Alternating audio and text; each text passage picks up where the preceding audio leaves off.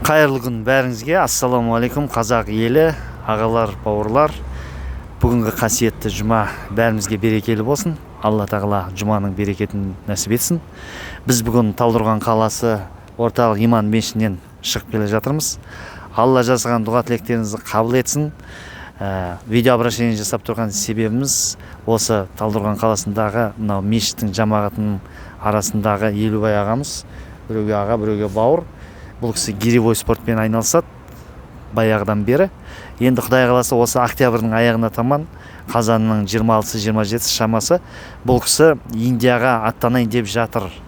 Гиревой спорттан қазақ елінің намысын қорғауға. Құдай қаласа сол Индия елінде, Дели қаласында көк туымызды желбіретіп, жүлделі орын алады деген ниеттеміз. Қанжығасы майланып келеді деп ойлаймыз.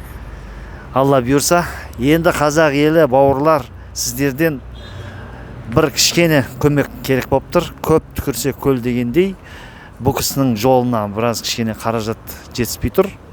Самолетпен ары-бері барып келу аз қаражат емес. Енді сөз кезегін бауырымыз Елубайға берейік. Ассаламуалейкум, қазақ еліне бәріне сәлем, қасиетті жұма мұбарак болсын. Дұға тілектерің қабыл болып, баршаңызға Алла разы болсын. Және де Алла бұйыртса осы әлем чемпионатына барайық деп жатырмыз, иншаллах, осы Индия қаласына, Дели қаласына. Соған мұсылман бауырларымыз осы жәрдемдесіп берсе, кім қанша бере алады, Алла разы үшін деп берсе, Алла тағала екі есе қылып қайтарады ғой сауаптан. Соған жәрдемдессе Алла разы болар еді, соған иншалла. Каспий голдыңызды, неңізді айтып берсеңіз? Нөмір 776-715-1942. Машай Елубай М деп шығады ғой.